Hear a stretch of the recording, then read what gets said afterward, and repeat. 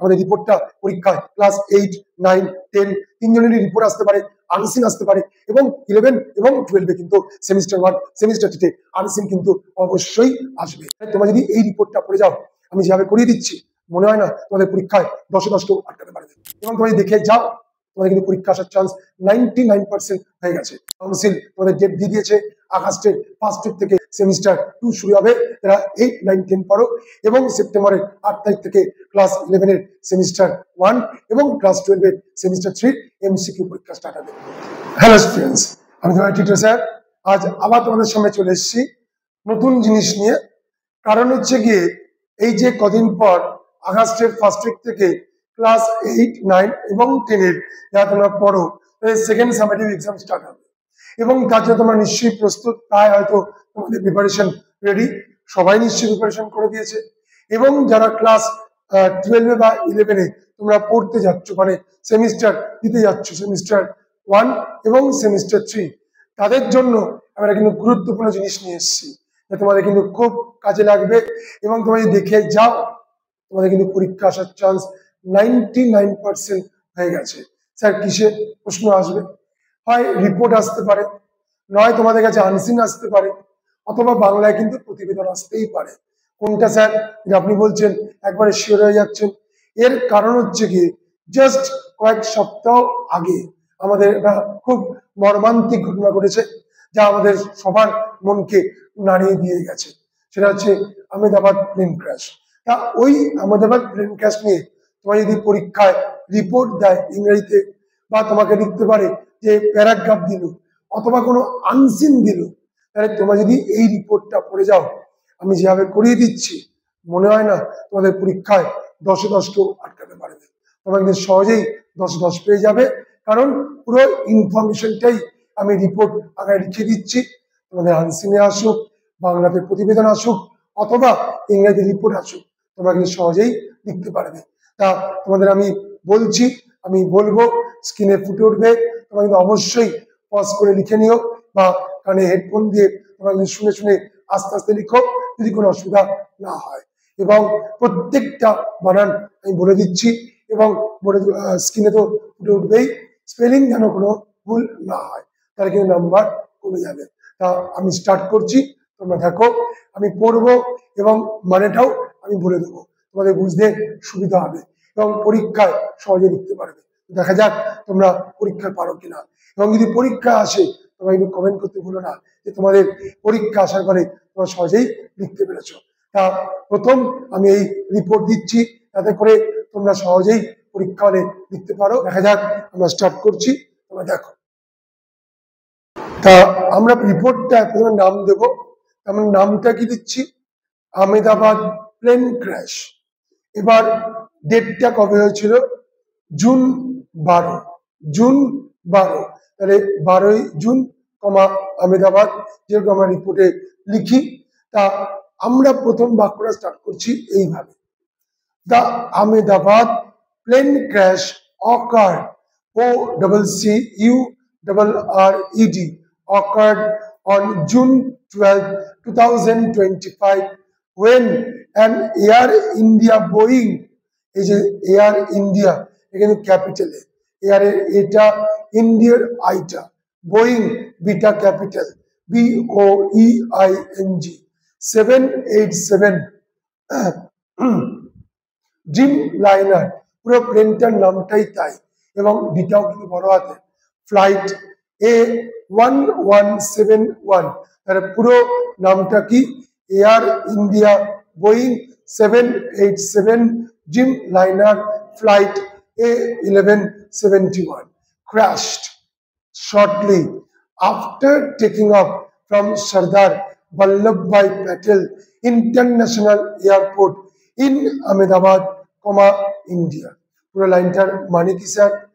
Ahmedabad plane crash occurred ঘটেছিল 12ই জুন 2025, যখন Air India Boeing C787 Dreamliner flight, এই প্লেনটি A1171 নাম্বার ক্র্যাশড, আছড়ে পড়েছিল, শর্টলি আফটার টেকিং অফ, এটা উড়ান শুরু হওয়ার পর, from Sardar Vallabhbhai Patel international airport থেকে ইন আহমেদাবাদ, সেটা কোথায়? ইন্ডিয়া।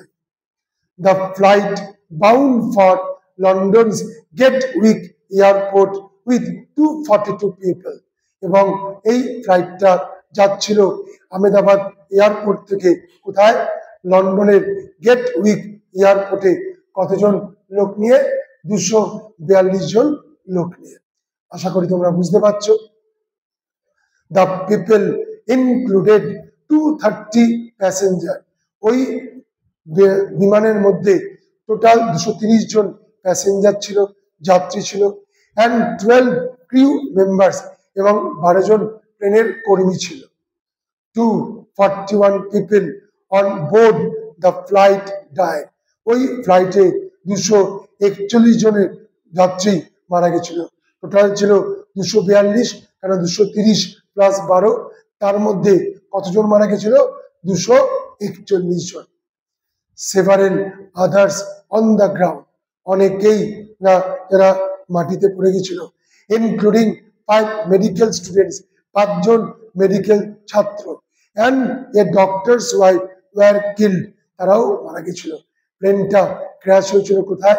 এটা ডক্টরস হস্টেলে, এবং সেখানেও কতজন মারা গেছে? আপাতত 5 জন মেডিকেল স্টুডেন্ট এবং একজন ডাক্তারের ওয়াইফ মারা গেছে। লাস্ট রিপোর্ট আসার আগে অব্দি বলছি। 1 পার্সন নেম, একজনের নাম বিশ্বাস কুমার রমেশ, এ 40-year-old ব্রিটিশ ন্যাশনাল। সে ছিল 40 বছর বয়স এবং সে ব্রিটিশে থাকে। অফ ইন্ডিয়ান অরিজিন, ভারতীয় বংশোদ্ভূত। মিরাকিউলাসলি, অলৌকিকভাবে সার্ভাইভ, বেঁচে গেছিল। মানে টোটাল 230 জনের মধ্যে একজন যাত্রী বেঁচে গেছিল, 12 জন কেউ কিন্তু মারা গেছিল। সেভারেল পিপল ওয়ার ইনজুর্ড, অনেক লোক আহত হয়েছিল, ইনক্লুডিং 19 মেডিকেল স্টুডেন্টস, 19 জন ওই মেডিকেল ছাত্রকে, হু ওয়ার হসপিটালাইজ, যাদের হাসপাতালে ভর্তি করা হয়েছিল। অর্থাৎ ওই যে হস্টেল ছিল ডক্টরদের, তাদের মধ্যে 19 জনকে খুব গুরুতর অবস্থায় কোথায় ভর্তি করা হয়েছিল? ওই হাসপাতালে, কারণ তারা তখন কি করতে বসছিল? দুপুরের খাবার খেতে বসছিল। The passengers included 169 Indian national, ওই যাত্রীদের মধ্যে, ওই 230 জনের মধ্যে 169 জন ছিল ভারতীয়, 53 ব্রিটিশ ন্যাশনাল, 53 জন ব্রিটিশ নাগরিক, 7 পর্তুগিজ ন্যাশনাল, 7 জন পর্তুগিজ দেশের লোক, and 1 কানাডিয়ান ন্যাশনাল, একজন ছিল কানাডার লোক। The flight was crewed, ওই বিমানটাকে চালাচ্ছিল by captain Sumit Sabharwal and first officer Clive Kunder, both experience pilot. মানে দুজন যে পাইলট চালাচ্ছিল তারা ছিল অত্যন্ত ভাবে অভিজ্ঞ। The death toll, মৃত্যু সংখ্যা, was more than 240, revising down a previous toll of 294. আগে আমরা যেটা দিয়েছিলাম 240 জন মারা গেছিল, কিন্তু এখন বর্তমানে যা লাস্ট রিপোর্ট 294 জন মারা গেছে। অর্থাৎ ওই 12 জন ক্রিউ মেম্বার, 241 জন হচ্ছে গিয়ে কিনা ওই যাত্রীরা ছিল, এবং সঙ্গে ওই যে মেডিকেল হস্টেলের অনেকেই মারা গেছিল। দ্য ডেড ইনক্লুডেড, ওই মৃত ব্যক্তিদের মধ্যে Vijay Rupani, the former chief minister of Gujarat state, একজন ছিলেন যিনি গুজরাট রাজ্যের আগের বা প্রাক্তন ছিলেন চিফ মিনিস্টার, ছিলেন মুখ্যমন্ত্রী। Parts of plane were scattered around, প্লেনের ভগ্নাবশেষ চারিপাশে ছড়িয়েছিল। Prime minister Narendra Modi visited the site, আমাদের প্রধানমন্ত্রী নরেন্দ্র মোদী ওই দুর্ঘটনাস্থলে গেছিলেন। The government has announced financial support for the families of the victims, সরকার ঘোষণা করেছিল আর্থিক সহায়তা যে পরিবারের লোকেদের যারা ওই বিমানে মারা গেছে। The aircraft accident investigation bureau is investigating the causes of the crash, অর্থাৎ এয়ারক্রাফট অ্যাক্সিডেন্ট ইনভেস্টিগেশন সংস্থা তারা কি শুরু করেছে, এই ঘটনার আসল কারণ কি, কেন প্লেন ক্র্যাশ করলো। One of the plane's black boxes has been recovered from the debris. ওই ধ্বংসস্তূপ থেকে কি পাওয়া গেছিল, ওই প্লেনের দুটো ব্ল্যাক বক্স থাকে, তার মধ্যে একটা ব্ল্যাক বক্স সুরক্ষিত অবস্থায় পাওয়া। এই হলো আমাদের সম্পূর্ণ রিপোর্ট আহমেদাবাদ প্লেন ক্র্যাশ। আশা করি আমি বাংলাও করে দিয়েছি, তোমরা লিখেও নিচ্ছ এবং ভালো করে তোমরা শুনে তারপর লিখবে। আমি আগেও বলছি যে কিনা আগেও বলেছি যে এই যে আমাদের রিপোর্টটা পরীক্ষায় ক্লাস 8, 9, 10 তিনজনেরই রিপোর্ট আসতে পারে, আনসিন আসতে পারে এবং 11 এবং 12-এ কিন্তু সেমিস্টার 1 সেমিস্টার 2-তে আনসিন কিন্তু অবশ্যই আসবে। তোমাদের কেমন লাগলো অবশ্যই কিন্তু কমেন্ট করে জানিও এবং যদি পরীক্ষায় আসে তোমরা অবশ্যই পারবে।